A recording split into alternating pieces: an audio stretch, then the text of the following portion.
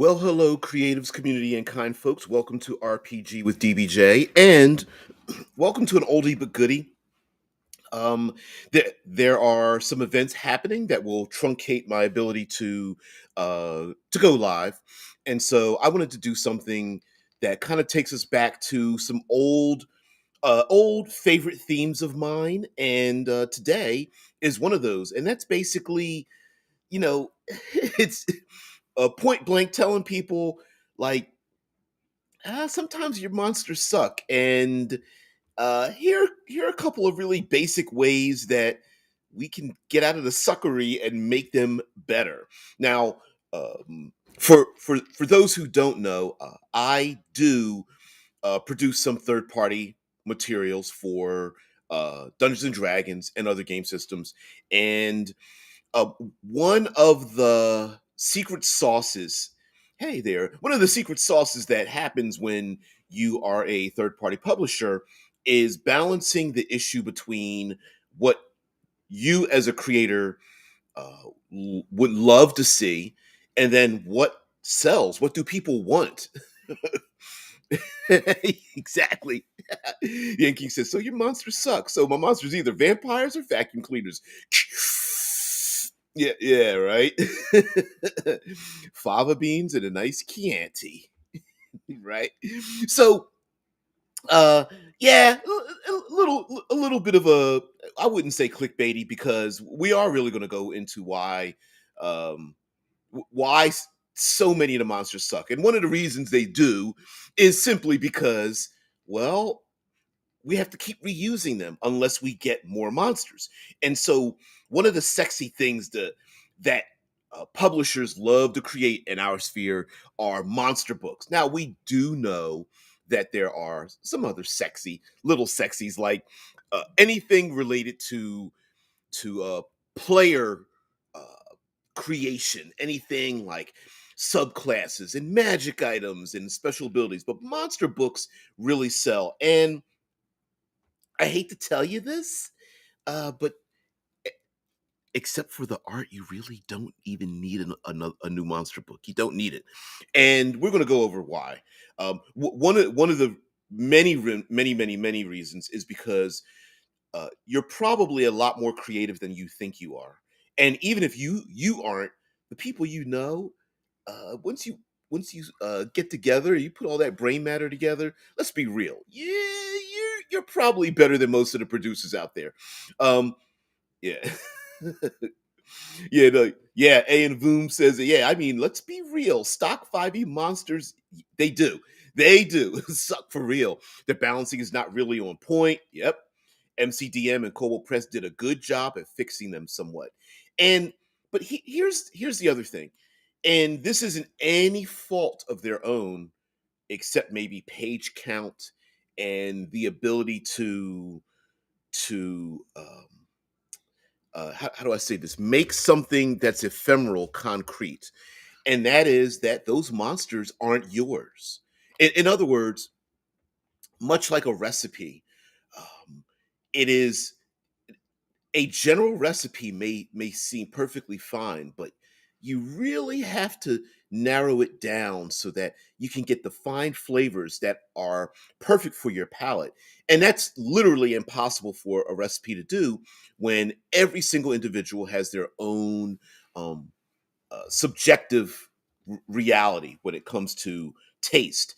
And monsters are the same way. So uh, and we're going to go well past five here, but I thought I would show you some of my basic standards. And the thing about monsters is a simple skill that you can use in your game, no matter what game you're playing, fifth edition and its clones, and that's basically reskinning. um, Learn the fine art of the reskin, and you have infinite monsters for any purpose, anywhere.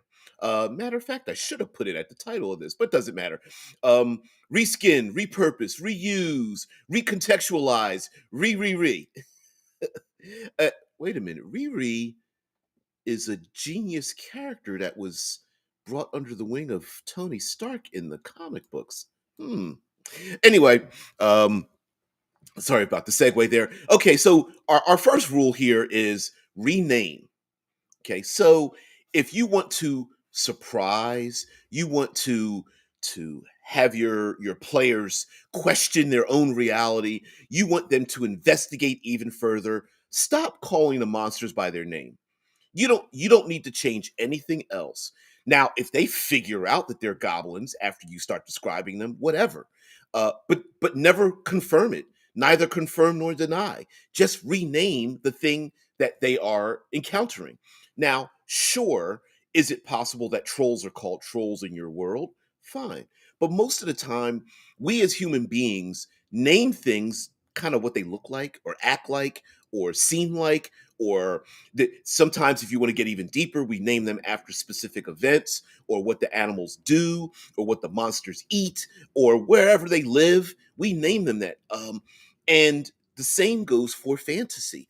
Uh, when the tribes people or the small the village or the city starts calling all of the things that are attacking them from the outside walls trolls, that doesn't mean they really are trolls in the mechanical sense of the game. Maybe they think orcs and ogres and lizard folk and gnolls or whatever. Maybe they call them all trolls, and because to them that's what they are. So rename. You don't even have to use the names of anything that we've ever seen in our mythology, in the role playing games that you play. Just rename them. Um, call them. They're the beastmen. They are the scavengers. They are the reavers. They're the flesh eaters. We although this show has fallen off, it's lost its flavor a lot. The Walking Dead did this every single time. Every time they came across a new group, they called them something other than zombies, right? They're walkers, they're biters, they're shamblers, they are whatever. Same thing. Give it a new name, new coat of paint. That's all you have to do. Now, Mike says the first thing you need to do is lean into naming. Yeah, a monster may have a proper name, exactly, named after a particular person, place, or thing. Like I said, a specific event. Maybe the undead are named after a great war, and so they call it's I, I'm gonna pull Hadrian's Wall because for some reason it's the thing that they my mind. But it's Hadrian's awakening. And they are the warriors that died in this major battle, and then now they come alive or whatever. Anyway, so Mike says a monster may have a proper name or a cultural name. We do that with modern day cryptids. Yep. Is it a troll? Maybe, but the Beast of Bellard is known. Exactly. And again, it could be named after a place, a thing. They are um, the the shadows of Alexander. What does that mean? When the player characters arrive, like, what are the shadows of Alexander? Are they really shadows? No, they walk like men and they talk like men, but they are not. Right? Great. That doesn't give us many clues. That kind of thing. The Ant King says this is only loosely related, but there's no reason monsters have to be static in terms of power. Players get weaker and stronger. Why can't there be level 17 goblins or sickly dragons? Exactly. Oh, we're definitely going to get into that. And you're absolutely right. What about the context of the immediacy? Most games, fifth edition, for example, gives them an average. So they have average hit points. They don't, their armor classes, they're average. They don't have to only be static that way. You can modify it, but we're gonna get into that one too. Then King says also belatedly, I agree with that named cryptid thing. But yep, Beasts of Bellard has got top billing. A troll on the road is a movie extra. Yeah. Yeah. Trolls like, I don't get a speaking part. Yeah. Yeah, is it an ancient white dragon? Maybe, but the living winter awaits. She's a Tyranna Cinderock, the hunger. She is the end. Yeah. Oh, of course, of course. So let's get into to let's go past the renaming and about the repurposing.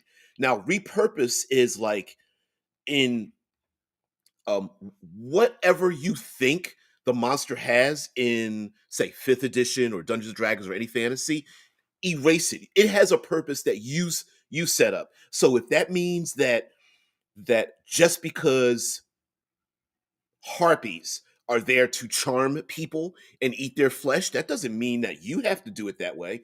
Repurpose what they are. Are goblins, um, maybe goblins in your world are fey creatures and they're tricksters. They don't eat people or harm them. They just steal their stuff and trick them. What purpose does the troll serve? We hear in our if mythology the trolls exacting a toll if you try to cross a bridge. In the game they don't do that, but maybe in your world they do. So a lot of what purpose they serve may be different. Maybe hags don't terrorize people. Maybe hags are just a type of witch that lives in your world and they sell potions and that's it. You know, is their alignment different? Are their goals different? Change it. You don't have to do anything like that. Yeah, Mike says take a lesson from Harry Potter. Locals refuse to even speak the name of a famous monster for fear of it appearing. Yep. Yeah. Like Mike says, harpies? No, Death Song, the Reaper's sister. Yeah, and this goes into we're going to flow into these last three very easily and replace the environment. What environment do they come from? Do they, are your hags and harpies and trolls? Do they come from the swamp? Or do they come from uh, an ancient curse spit upon the nobles and their bloodline is starting to change? Do they come from the Arctic North and all of the monsters are that you have now been recontextualized and adapted to living in the North with with owlbears are polar owlbears and harpies have white feathers and they're like Arctic owls or something like that. And their songs are upon the winds, the winter winds or whatever. Are your trolls adapted to the great white north and their skin is more icy and snow covered than a little bit similar to our concept of Sasquatch or the Wendigo or Yetis or something of that nature. This goes back into history. Their origin, you can make any kind of origin you want for the monsters. Are lizard folk just biological humanoids that live in the swamp or the desert or something? Or were they created by a wizard's experiment or a curse or come from another worldly portal or um, as as given to a lot of our mythology, are the monsters, are they did they become evil goblinoids because of they spoke the wrong words about to the godlings or uh, like the old origins of dragons that it's human greed and if you're greedy or evil too much you become these monsters or something. Is it speaking the words of those cast out three times? uh, those kind of things come. I mean, make your own origins for your own world. Is this a transformation like lycanthropy but for other monsters? Or does this follow along the bloodline of a certain family group or something and everyone in the city is terrified of anyone by the name of I don't know, Stavros or something, and everyone who's married into that world gains great power, but or their children or have great power, but they also have great evil. Yeah, Mike says hags lean hard in the naming conventions. Yep, Black Alice, yeah, Lonely Annie, Grandmother Spit. The list goes on. Oh yeah, the old grandma, and yeah, and there's a lot of stories about like Baba Yaga. Technically, in a gaming kind of sense, is known to be a type of hag that just so happens to have a hut that walks around with chicken legs, right? And mythology and culture has created this thing. Now, of course, in gaming terms, we're like, well, Baba Yaga has her own stats, and that's because technically that's what we're doing now. We're making up our own stats for a thing. Uh, eh, uh, Voom says in 5e specifically, I usually go one step further and go the 3E route and add PC class levels to NPCs and monsters just to spice things up. Hells yes. Yep, and changing the skin works a few times as well. So we're not just stuck at five different ways to make your monsters not suck. Just keep going with it, right? Use use different stat blocks. We can come up with matter of fact, let's go ahead and put this in here. Maybe we start to maybe we reuse a stat block. Pick some other stat blocks. Maybe the orc chieftain, you just go, you know what? Let's pick an orc. Let's pick an ogre. I apologize. The orc chieftain, we're just going to use the ogre stat block. Oh, okay. Or we just go, you know what? They've got special powers. Let's pick an ogre magi. Yeah, that's it. That's their power, right? Mike said, yeah. Mike says, have lizard folk be the literal descendants of dinosaurs without knowing their past. That itself is a storyline. Most great stories start with what if. Oh, plenty of stories start with what if. What if, I don't know, the noble family disappeared and their bloodline continues on and they were cursed? You could come up with any kind of thing about the family. Does that mean that they have to be, you have to look in the book and look at what a real curse is? No, maybe those people are um human-headed monsters, like become sphinxes and sphinxes and harpies and naga and manticores or something, Why not? Might say Stavros is the gnome city in Thol. Uh-oh. That's awesome. The Ant King says, I'm going to have goblins in my next game, call the hero human fighter, and talk dismissively about their average toughness and armor. Oh man, that's hilarious. The goblins are like, I bet they have average hit points. That means we have a 65% chance of taking them out. And the PCs are like, what are they talking about? Hags playing Dungeons and Dragons in the corner. Uh, Goblins rolling D20s that were carved out of like from stones. Mike says, have hags do more than be cartoonish villains. Yep. A hag's bargain should be a thing, which I absolutely agree with, right? They are very, I don't know, there's something about those mid-level monsters, hags, rakshasa, sphinxes, naga, that like that are like long-term monsters for me because of their intelligence, which is another thing, changing a creature's intelligence, their ability to communicate, their ability to have or not have social nuance is a thing you can absolutely add to monsters. Let's see. Rethink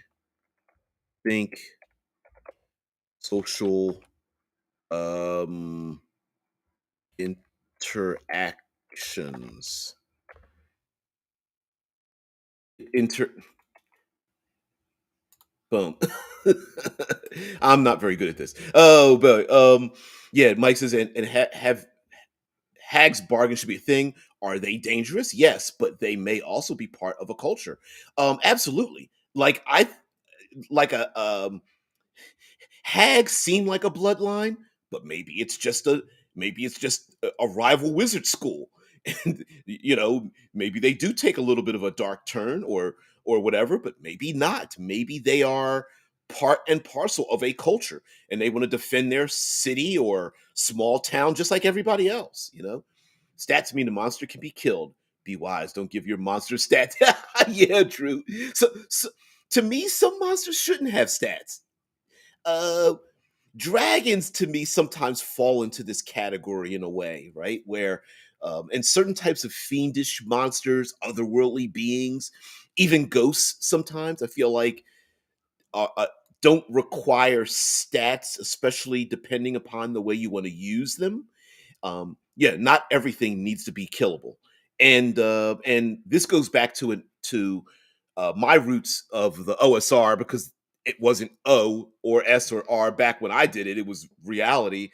Was that sometimes you can't kill the thing.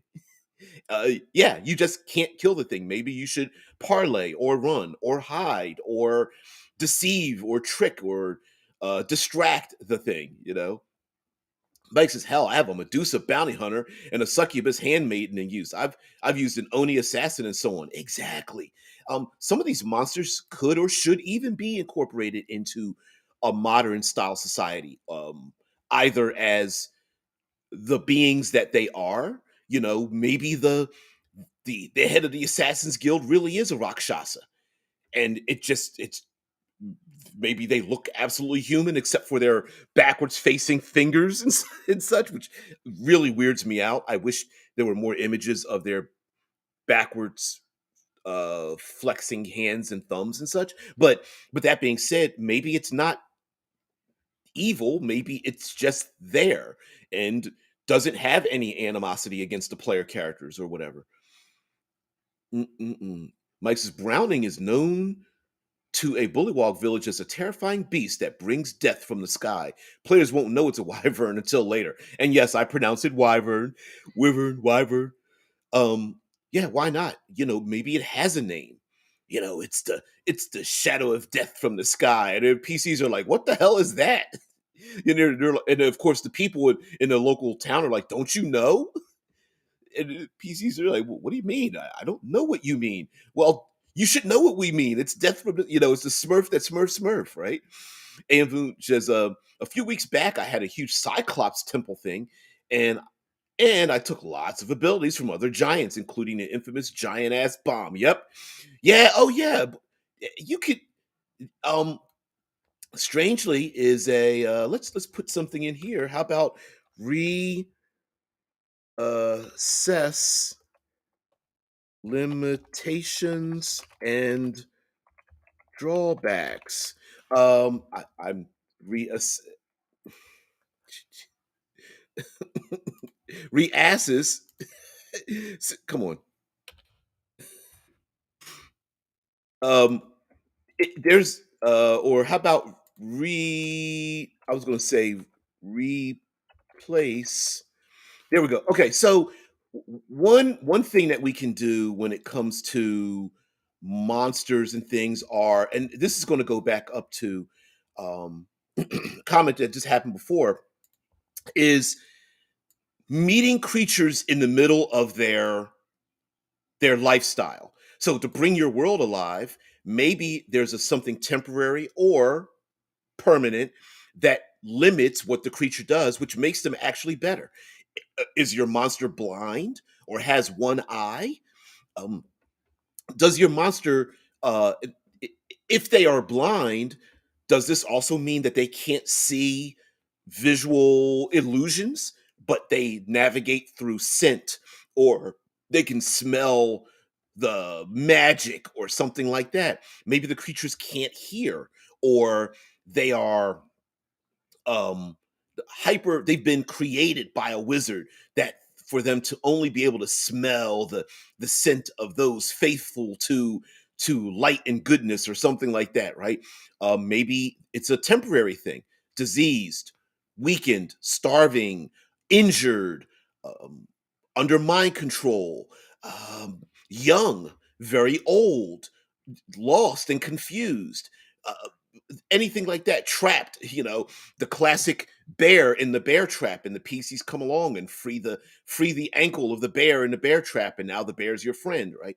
Meeting monsters in the middle of their lifestyle in a world where, I don't know, there's hunters that are on the border town or something, and they hunt the pelts of monsters, but they're also hunting the pelts of owl bears and blink dogs or something. And then it's like, whoa, the axe beaks or something. Maybe the PCs just don't turn the corner and find 1d6 axe beaks. Maybe the people are riding them or something.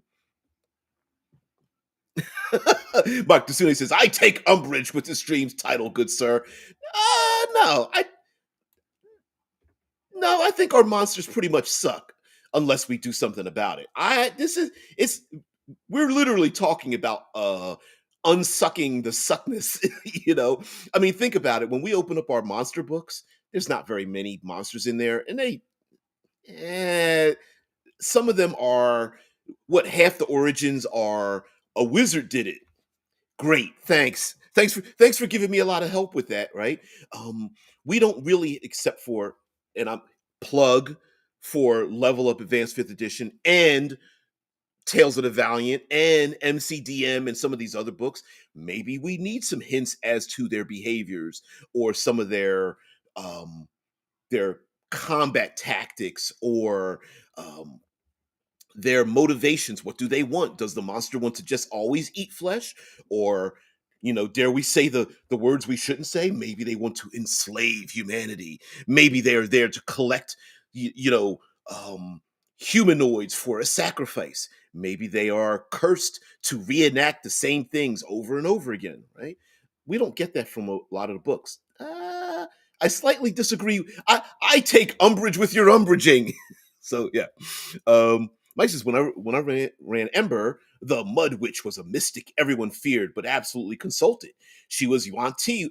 She was a Yuan Ti witch who would rise out of a pool of mud, followed by the dead she enslaved. They would clean her and dress her as she spoke with the PCs. Her cost of service was almost always another servant. I love that. I love that story, right? And why can't you use that? Of course you can. It belongs to you. You're never beholden to any kind of BS that existed before, previous, or in the future at all.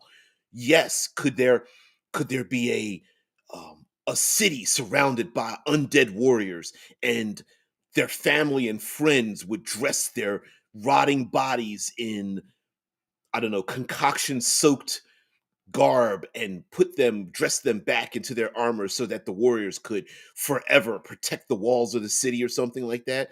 Yet, is that written down somewhere in some book about the undead? No. But could that be in your world? Hells yes. We don't, I mean, do these monsters walk out of a portal from a distant world? Maybe something a little sci fi ish, you know? Uh, of course. Yeah, Eth Aethalar, the White Blade is a white bounty hunter whose price is another zombie minion. She'll take your job, but the target will serve her in the end. Yeah, yeah. The and whites, WIGHT, right? Yeah, they are like, could you imagine them like, oh, I'll take the bounty and kill or hunt for you, but they're gonna come and become a minion of mine and just grow ever bigger. Yeah.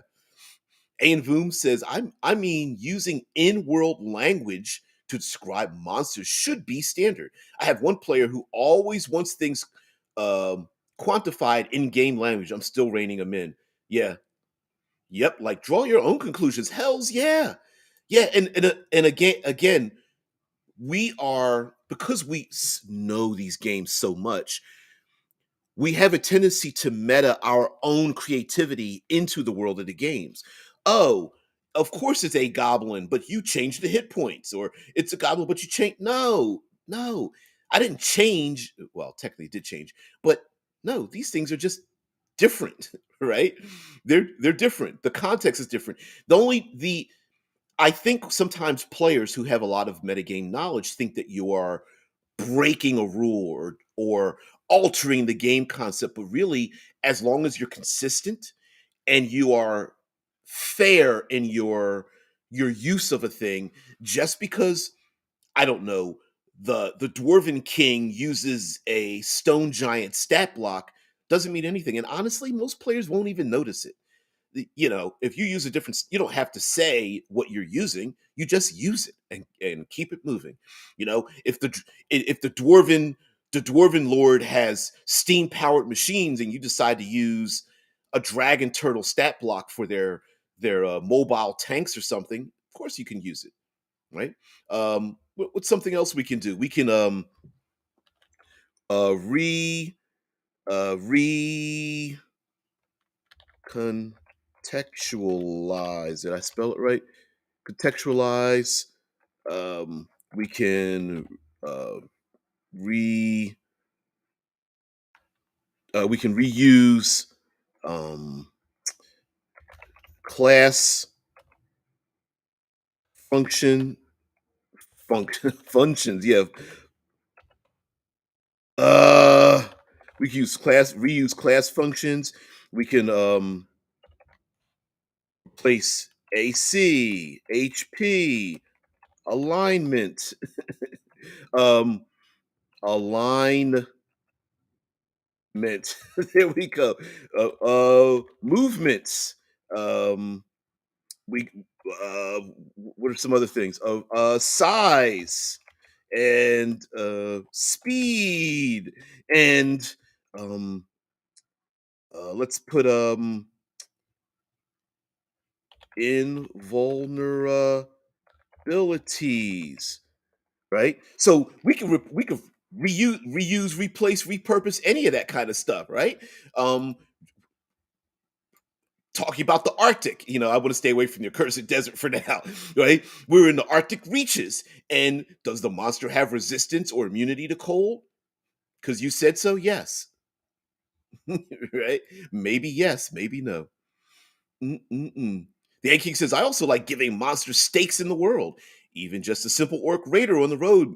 Maybe even though he's evil, he generally has a good relationship with the mayor of the town. Why not? Why not? Maybe orcs were created by a concoction taken from a hag to turn the warriors into the best warriors for the village because they were conscripted servants or something, right? That changes where orcs came from or what they are. Maybe again they are raiders, and the mayor is like, please don't raid us, but you can raid anybody else. And the orcs are like, great, no problem. Let's go ahead and do that, right? Oh no, Mark Tasune says that's fair. The word "your," however, seemed to imply homebrews as opposed to the official basic monsters. Yeah, well, listen. I'm not brilliant. I'm a dumbass, right? So I right now could come up with a whole big thing about monsters and go, "Hey, guess what? These are my monsters." And you can tell me that your monsters, you see what I'm saying? Like, yeah, there's something you can do to improve them. So, in other words, your is me with you telling me your monsters suck. If you get it, right? It's like, yeah, maybe they suck. Or like the End King said, maybe they really do suck. Blood, you know, I yeah, is a little bit of a negative attention thing. Yeah, of course it is. Of course it is. But listen, every once in a while, I got to play with the algos, and that happens. So forgive me. uh, but yes, monsters usually are base monsters. Honestly, a lot of them suck because, like you guys are mentioning, most of them really don't do anything interesting.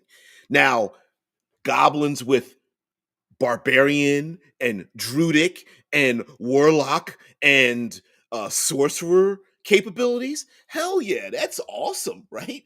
We love ourselves some npcs that have a little flavor, put a little spice on top of them with spell casting or shape changing or something like that. Heck, in the Dungeons and Dragons movie, what did they call that one character? She was a wild shape. Well, that implies the way they used it in the movie, that implies there are other wild shapes out there.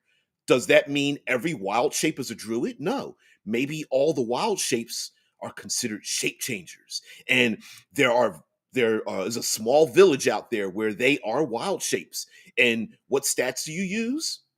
I don't know. Make it up. Are they combinations of doppelgangers and were creatures and fey creatures and what, why not? Yeah. Mike says, I just realized my last point is basically Mike Gould's point. Yeah, oh yeah, we're all on the same page here. Yeah, yeah, maybe killing. Here it is. The Enking puts here's another thing that we can absolutely use. So killing them maybe not the best option. Maybe sometimes killing monsters sometimes isn't the best option for dealing with the situation involved.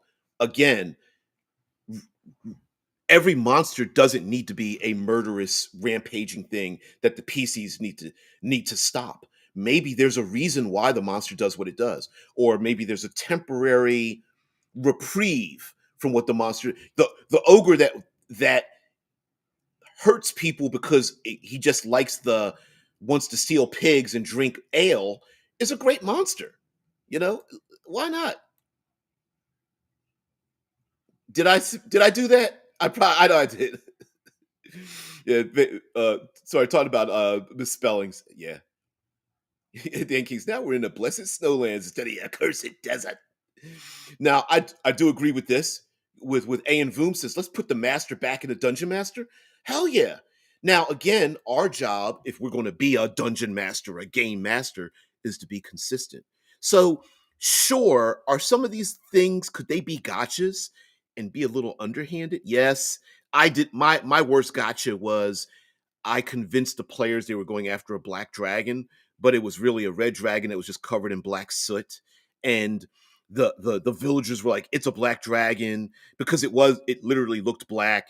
And the PC and did it, yeah, it was. But after they got over their initial anger, they were like, "Ah, okay, I get it, right?" Because it breathed fire. I never said it lived in a volcano and everything, but they were like, "Oh, it's black, therefore in the game it's a black dragon, therefore it must be a black dragon," right? N- no, you're not beholden to anything.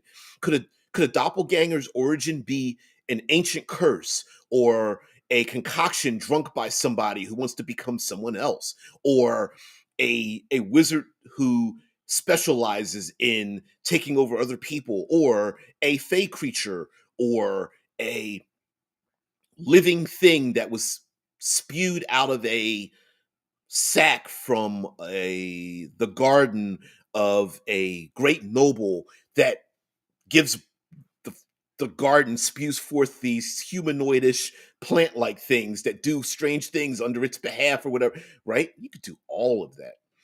Mike says, read the fine print. 5e monsters have little green boxes with variants or hints. A number of them do. Not enough. I feel like not enough. A troll's mutation is listed. Yep. The Beast of Bellard is a troll seeking mutations. Hell, he'll consume whoever is new that has an ability it doesn't. See, you know what? Thank you for pointing that out, Mike. Um, if we I'm going to look this up here. Let me see if I can find this here. And this bothers me because it's listed in it sometimes listed trolls 5e stat block. And it's very strange. It's very strange that there isn't anything listed. Where's is it? Does it say under the history?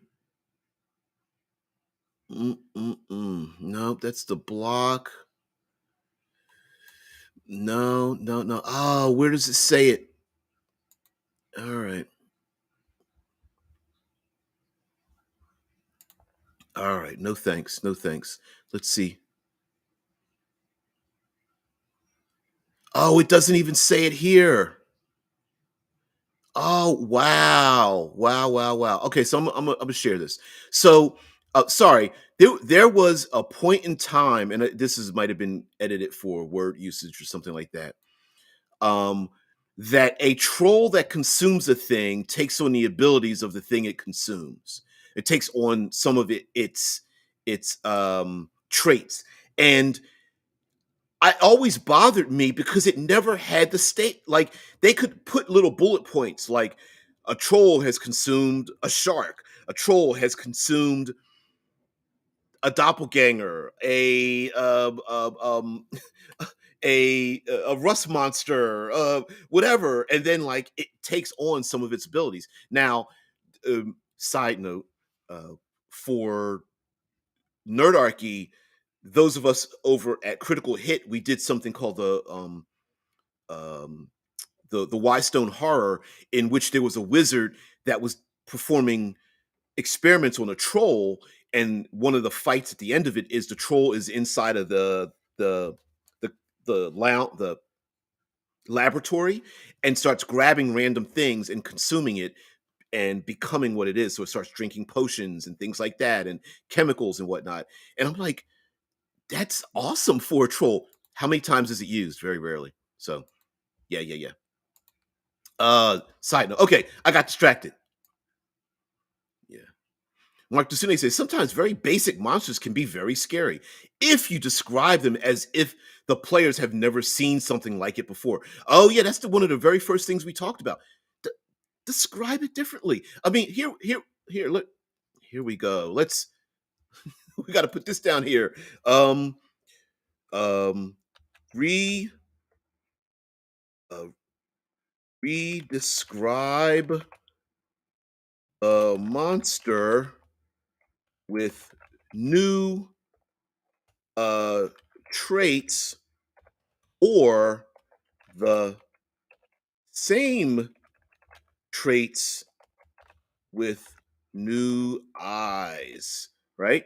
So what does a classic goblin look like? Okay, so shorty, green skin, maybe a tooth or two sticking out, mischievous eyes, whatever, right?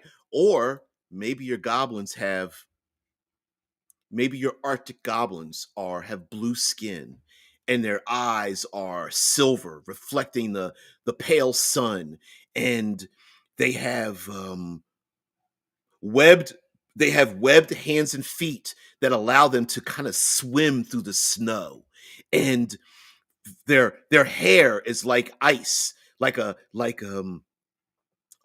Jack Frost or something like that. Now, will your PCs realize that they're goblins? Maybe not. But in in the blessed north, maybe they are.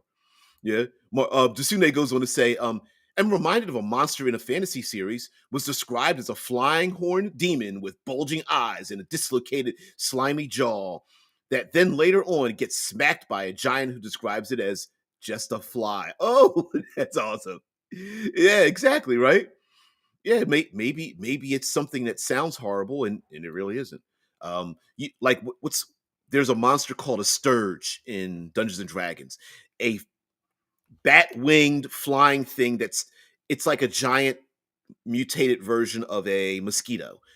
You can put them in damn near any environment and just change what they look like. Maybe they really are giant mosquitoes in your swamp, and you describe them as giant mosquitoes. You know, owl bears. Listen, you could take an owl bear stat, and for some strange reason, and I don't know why, an owl and a bear is combined to make a monster. Okay, maybe it was driven insane because the classic wizard created it, but why not take one animal and the name of another animal and mix it together and use the owlbear stat block to make a thing? Why not call it a tiger elephant or a wolf spider, or although a wolf spider does exist, um both in anyway, but you get my point. Why can't we just do that? Why? Well, we can do it. There's no limitation on that. uh Ayan says, on a relevant note, I stopped awarding XP for monsters and only award XP for relevant monsters like bosses or objectives, quests, and valuable treasure. Well, XP has always been that way. We have made the mistake of changing it. But XP, given XP for dealing with a monster, whether that means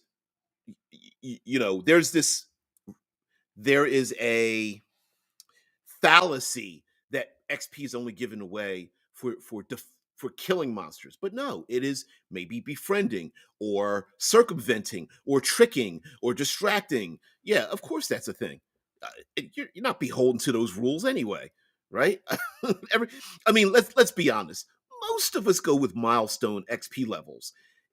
I barely, I don't have enough time in nor brain power to do simple math. So while I understand there are some people that still use XP and don't understand why people can't just add and subtract, I don't. It's milestone. Sometimes it's like, oh yeah, they got to the end of the thing and they did the thing. I think it makes sense that they go up, right? Anyway, Voom goes on to say that stops modern players to just do a beeline to wherever and let them explore more places. Yes, giving XP for exploring, right? This isn't a speed run. Yeah, do not pick fights with everything. Yeah, right. Yeah, let the players know this is, you don't have to make this a speed run. You can stop and smell the roses and pick and prod things as you get to your objective, right? Because what's the commonality? The commonality amongst encounters is it's a resource drain. It's a distraction to get to the front door of the adventure, right? No, no, no, no. The the journey is the adventure. let's do that. The King says, maybe we can borrow from narrative systems like Powered by the Apocalypse. Maybe a monster has its stats, but it can also just do things whenever we want it to. Yeah. Now this I love what you're saying, and this goes back to the consistency. So what you don't want to do is do a gotcha. You don't want to make simple goblins 17th level creatures unless there is a pretty good reason for it, right? Like you don't want to make the simple flying fairy a 20th level party killer unless there's a good reason. And in that way, as long as you're consistent, yeah. Vince, hey, what's up? Vince says flavor goes a long way. Difference of goblins in Goblin Slayer or slime, Eskai or Asiki. I don't know how to pronounce this. Both goblins. One is scary, one's cute. Yeah, yeah. So Vince makes a point, right? Like, okay, well, what kind of flavor are your goblins? Basically, borderline Lovecraftian horror, or are they tricksters and are they fey creatures? Basically, if they are fey creatures, do they have some fey anomaly that is a thing that may exist in your world that where normal goblins aren't? You know, is there a way? I loved what was a very simple thing that was put into the monsters from oh, and I did a review of it. It's a African MMO, and they give away a free 5e supplement to it. And my brain is just going off on it. Anyway, in the monsters, um, they have beneath each one of them, they have something called an appeasement. And because they're using African mythological monsters, some of the appeasements are are culturally related. And I like that idea of like different appeasements, things that they're drawn to. Like, for example, maybe there's a monster that is drawn to the we see this in some monsters. Maybe some monsters just like the smell and taste of halflings. Or maybe there's a monster that's drawn to magic. And every time someone uses magic or is blessed with magic or enchanted with magic, it beelines towards them to kill it. Or maybe there's a monster that was created by uh, a, a demigod that was cast out from the thrones of the other godlings and decided to curse the land with monsters and anyone or anything that is aligned. I'm looking at you, heralds and paladins and clerics and even warlocks, that is aligned to anything opposed to the demigod that was cast out. It makes a beeline for them and states so. Maybe the monsters that exist in this world are very intelligent, more so than normal. We see this with dragons. How many times have we seen dragon in media that um, the argument of Game of Thrones dragons, are they dragons or are they wyverns? The answer is yes, right? Vince says that is how Avatar: The Last Airbender does animals. Just fuse two. Yep. Just fuse two monsters, right? Fuse two animals together. Maybe it's a boar crab. Maybe it is a shark bear. Maybe it's a uh, I don't know, uh, bat cheetah or something. I don't know. Ayn Boom says, milestone? Humbug, I say, sir. I give my players the good serotonin boost of showing them numbers to go up. Yeah, trickle down numbers. Yum, yum. There you go. Okay. All right. Okay. Okay. All right. Okay. Uh, Mark DeCine says, time to hop on Mid Journey and fuse all the animals together. Listen, the first I stopped playing around with Midjourney, but the first generation of Midjourney put out some pretty horrible images.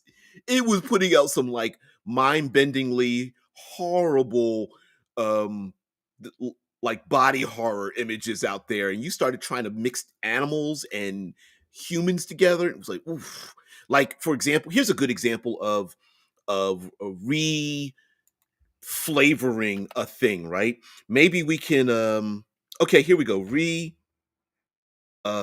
We can also um, um, rethink what a what our monster is. So, an example of that, it would be, I mean, of rethinking what our monster is. Is it a? Are we putting this in there because we think it's a fun distraction? It, the goblins, they're not really a threat to your players, but maybe they're just tricksters. Maybe they're there to get information from, right? So for example, the idea of the rakshasa that is an arms dealer and an information broker. The idea really isn't to kill it, the rakshasa. Maybe the rakshasa really doesn't have any more plans than to be an information broker in your city. The hag's only purpose is to sell um concoctions, causing a little bit of chaos, but not really trying to kill anybody. you know um your undead monsters, maybe they're not undead, expanding and circling the world in undead horror like a zombie apocalypse. Maybe they just rise night after night to fight on an open battlefield, to just fall dead again when the next morning comes, only to rise up again the next night to do battle over and over again. And it just so happens the PCs happen to be on the battlefield, and they start fighting the PCs. But if same thing with constructs. We can also, what do we call, label our monsters, such as constructs, or fiends, or um, yes, yes, or fiends, or fae, or giants, or even oozes, right? Um, so, for example, maybe the monster you're using, you turn it into a construct. Going back to the dwarves with their steam powered machines, right?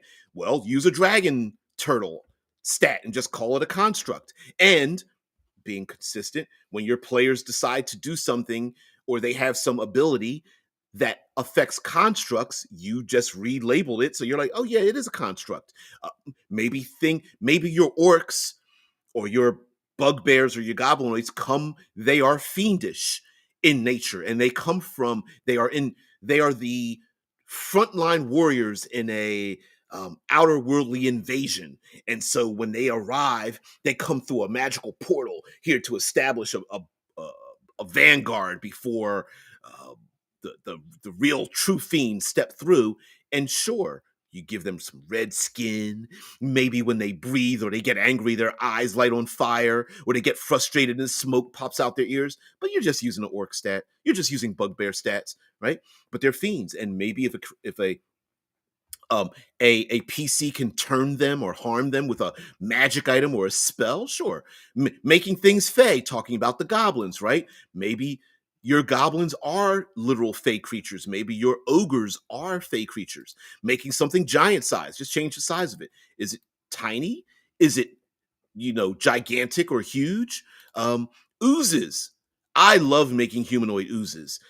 Humanoid oozes could be like a bone structure with a liquid hanging around it, and it's just you may not want to poke it a little bit. Or it could be, what I used oozes for was a cult, and they drank a small black concoction or something. Oh, it was draped around their neck, and they stripped off their robes, standing naked with all the townspeople surrounded. And then they decided to pull the vial, drink the blood, or whatever it was that they called it blood, and then they turned into an ooze.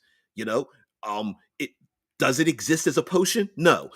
Are this is that the origin of oozes? No, but so what? You're right. You make something new and interesting, and uh, yeah.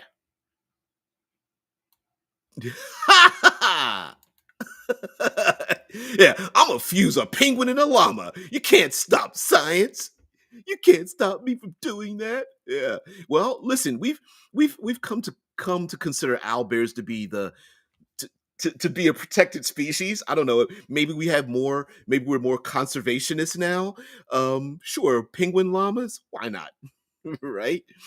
Oh man, or the wizards constantly popping out these weird amalgam creatures, and the PCs have to stop it because it's driving the amalgam creatures crazy because there's yet another panther alligator and yet another um, spider tiger or something like that, whatever. Yeah, the Enking says it always feels strange to treat thinking monsters like rakshasas the way we treat purple worms. Strange that we're killing these creatures who live in a city instead of arresting them. And that could be a thing as well. Who's to say that the leader of the guard isn't a isn't a sphinx in your major metropolitan city, and that the Rakshasa isn't just arrested and put into a jail or something, that the hag isn't um, uh, put on trial or shackled in the main square or something. Why not? I like that idea there, and King. I hadn't thought about that really, but it does make sense. Why can we just murder kill one thing, but then if we do something, sorry, Monster Manual. The old original Monster Manual had humanoids, humans, elves, dwarves, and such as a monster stat. Now it's kind of relegated to like the humanity are good naturally, and everything else is evil. It's like, nah, not really. Mike says, place monsters in society without revealing their nature. I have an Ublex crime lord whom could appear as multiple people. Yeah. Need blackmail information? You'll be dealing with forget me not. Yeah. Hell yeah. What?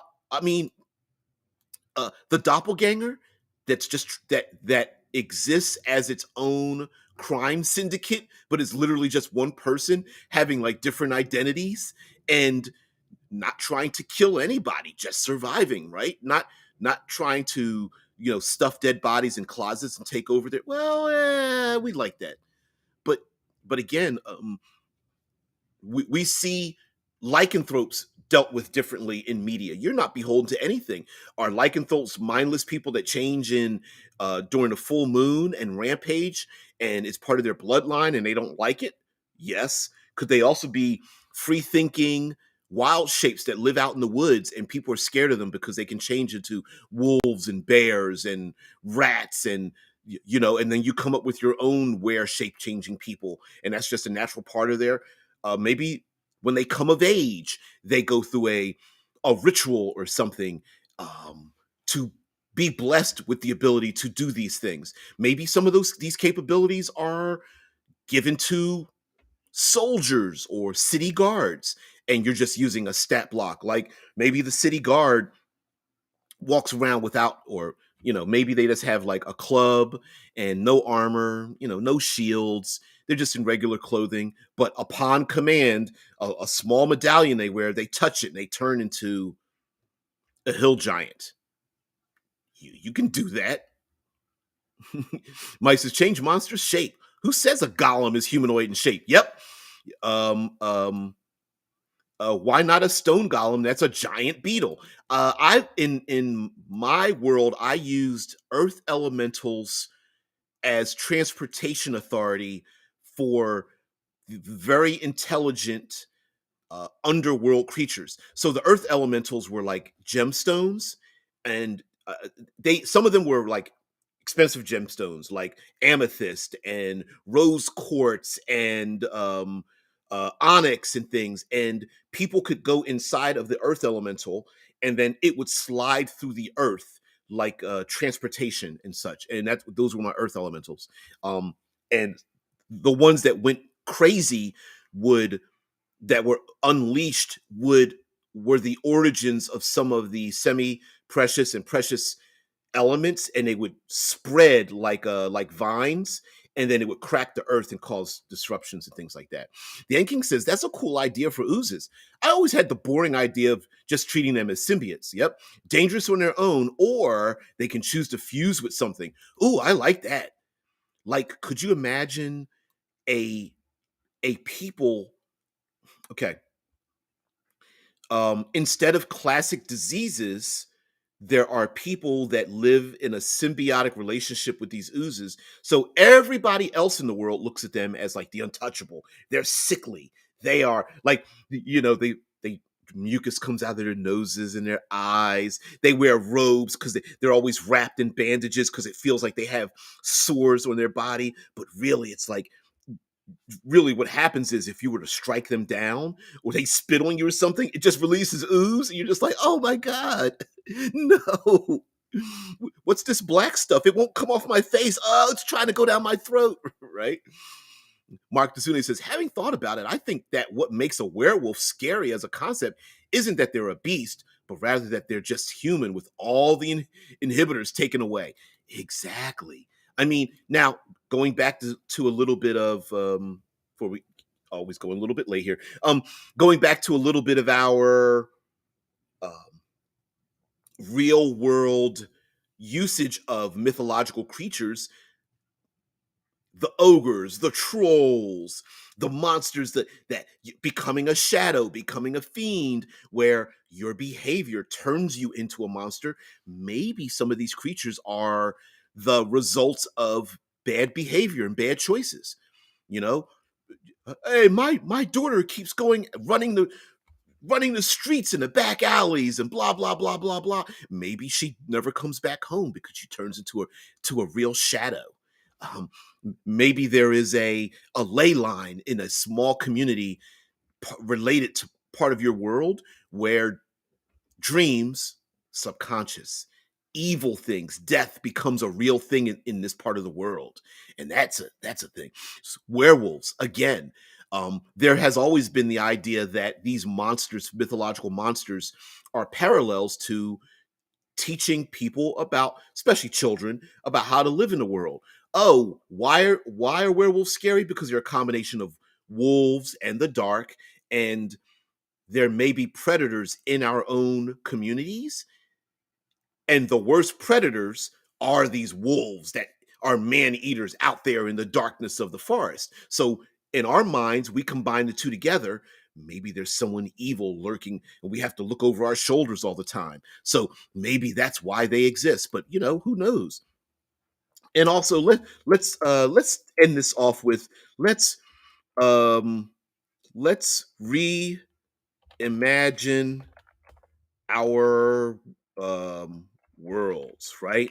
Let's reimagine them. Let's just, we are not beholden to anything anywhere in any game for any reason. We do want to be consistent, so we use rules for that. We use dice. It's why we use the D20 in a D20 system. We don't just come up with new dice systems, but the monsters we use, how they relate to other things, we can, we have different variations of BFF creatures, right? We can relink,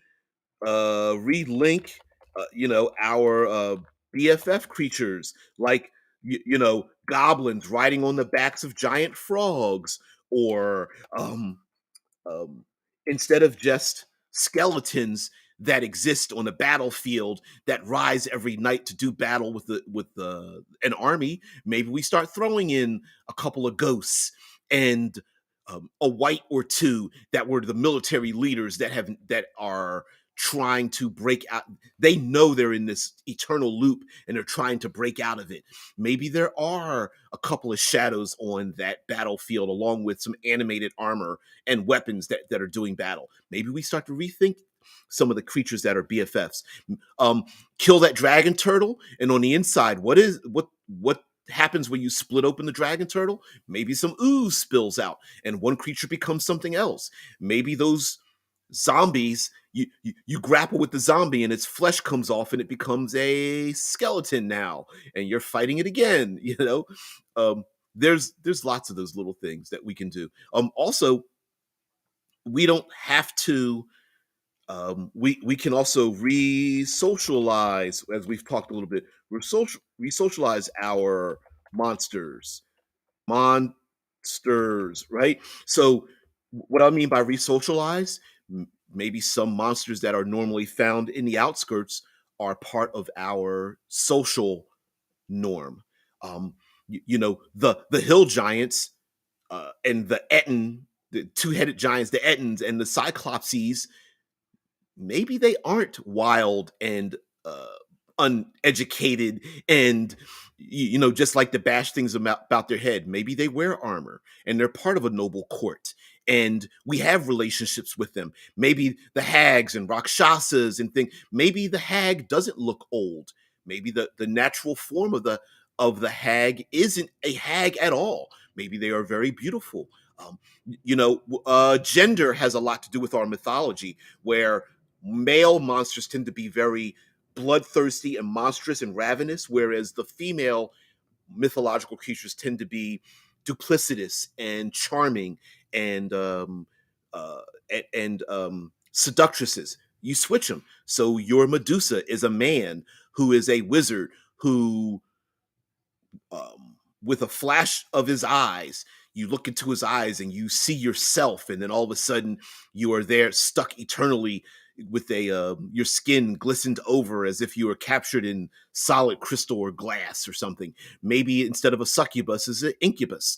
Maybe um, a hag isn't a hag at all, but the classic warlock is a male using let's put it re-gender our our myths. We can replace um the minion leader roles. So maybe goblins are far far more intelligent than we give them credit for. Could you imagine goblin criminal lords? And all the other bigger monsters are work for them, and maybe there are what we would consider to be very minor monsters that are leaders in a particular kind of concept. Yep. That kind of thing. Exact approach. Hello there. I've got to get going, but thanks for the great talk this morning. Oh, you're very welcome there. Exact approach. Have a good one. I know you're probably already going by now, but whatever. Whatever. Yeah, there you go, right? Yeah, well, yes, why I love any excuse to use my seductive serpent voice. Hells yeah. Yeah, yeah. Mike's like Michael dumped a bunch of stuff. Yeah, and I love what you had to say there. By again, Marco, about werewolves. Not that they're scary, but they're human with inhibitions taken away. Mike says, read the descriptions. Lycanthropy can infect, and it can infect humanoids. So that's not humans only. That's halflings, gnolls, old orcs, lizard folk. That's something else that bothers the God. That bothers me. It seems like everything always deals with humans, but not the other humanoids that exist in the Dungeons and Dragons world. It's been 40 plus years. Why is that not a thing?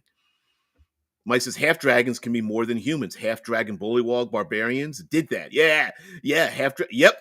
Monsters are so humanocentric that we forget other humanoids. Why are there like no undead lizard folk or um, wraiths, wights, ghosts that are gnolls or halflings or dwarves and things like that. Yep. Mike says, imagine an Etten called the twins. There's your spark. Go. Who might be very intelligent. Actually, I started a game like that where I used magic items. It was iron stones, the stone that circles around your head.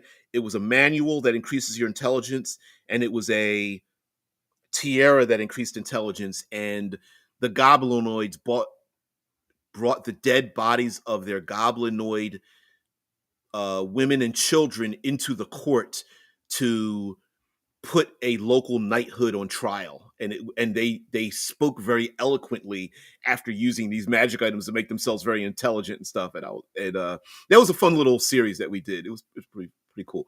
The Yankees at the party sees a hill giant wandering up to a farm, grabbing two cows and wandering off. Party kills the giant, then discovers that was part of a long-term contract. Yep. Yeah, exactly. Right? No, we made a deal with them. They take our cows and they protect our village. And you're like, yeah. Yep, the hill giant was part of a construction crew. Now the town is screwed. Yep. We were trying to build Hadrian's Wall. Too bad now. It's going to take us forever. Could have got that thing up in a couple of weeks. It's going to take us years now. We have to spackle human beings down. You know? Oh, man. Yeah, Aiden says my players are so paranoid they lost so many opportunities for allies because they perceive everything as potential enemies and even treat friendly NPCs badly. Yeah, even in light of gifts and boons bestowed upon them. Yeah, that's such a meta thing. Like, oh, the dungeon masters are enemies, so even NPCs are enemy because they're going to turn on us all the time. Oh yeah, yep, goblinization from Shadowrun. Mike says I stole goblinization from Shadowrun and had gnomes randomly change into goblins. Yep.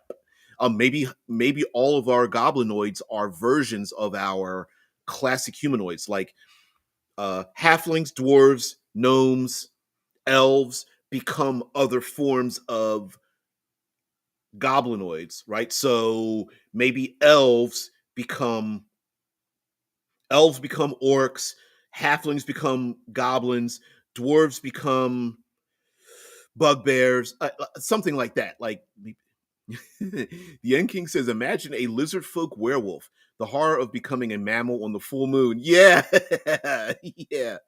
Tomb of the Lizard King, lizard folk vampires. Yep, yeah. That I think that'd be awesome. Yeah, the lizard folk are like, please save our people, and they're like, why? Like, because they're being embraced by vampires and becoming ghosts and such. Yeah. Marco says, I love switching up the races like that. One of the first adventures I made took place on a tropic island where all the mermaids around it have suddenly become vampires, trapping all residing on the island. Yeah, exactly. Exactly. Again, we're just like, how about we re um recombine known monsters and humanoids, right? Into new and interesting combinations. Interesting. That's how I say it too. That's interesting. Anyway, guys, thank you so much. Is this far more than five ways your monsters suck in 5 ways we can change them? We got a lot more than that, right? We got a hell of a lot more than that. So anyway, I thought we'd have some fun with this. Am I being a little bit sarcastic? Sure. But we can rethink, redo, re everything. We can absolutely let's send it out with this. We can absolutely reskin, um, learn a reskin to do, come up with new and interesting things we have in our gaming world, just to be awesome, right? Rethinking our monsters and how we use them and what purpose they have. Sorry there, Ian, about your players that think everything needs to be murder killed, but maybe they don't need to be. And if we can, um, like, talk about giving them new names, giving them different descriptions, making them adapted to a certain environment, making them very social, or giving them greater intelligence, giving them player character capabilities like barbarians or warlocks or druids or paladins even. Um, did I spell this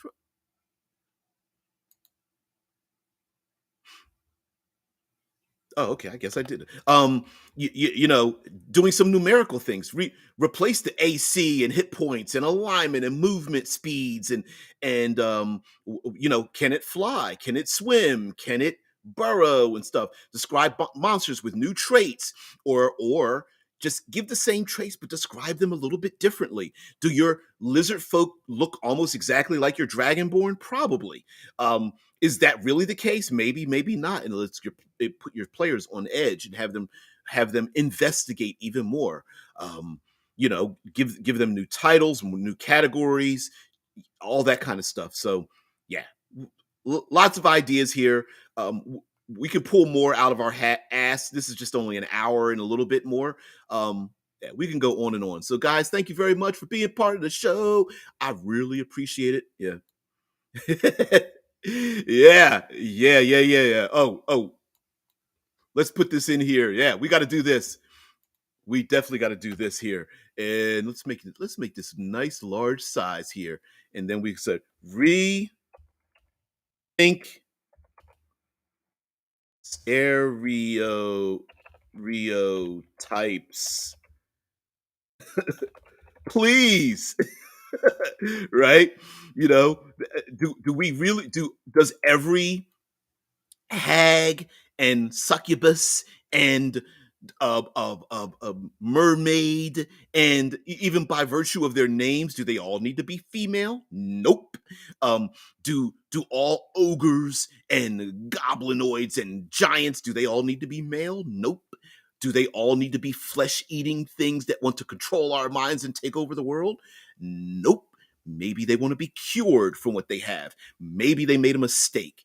Uh, Maybe they were captured and brutalized, and I don't know, a troll in a lab or something, and the troll's like, I just want to escape. I don't want to be poked and prodded by the wizard, right? Just thinking a different if the players never got involved, maybe there's something different going on in this. The town mayor that has a great relationship with the bandits sounds like a great opportunity. And who's to know that maybe there's a blood relationship in this kind of way, and that blood relationship could be married into the family. Maybe there is, again, in your world, do people transform into these goblinoids like a disease and they're ostracized? Has the elven knighthood convinced everybody that the goblinoids need to be killed, but really they're the evil, because the goblinoids are like, we're just trying to lead our lives, and they keep pushing us out further and further into these harsh communities. Of course we have to raid. There's no food and water and shelter out where we live. We've got to move back to where we came from. And the elven knights are like, ooh, we've been doing this for thousands of years. Shit, we can't let anybody find out that we've been murder killing, genociding children and women and stuff, right? Some great stories we can do with this, by just rethinking about what we're doing. So, yep. Mm-mm-mm. I love it. So, guys, I want to thank all of you for being part of the show. I really appreciate it. Have a great one. I got to get out of this place. I don't know if I'll ever come back. I will. So, guys, have a great one. I'll see you later. Peace.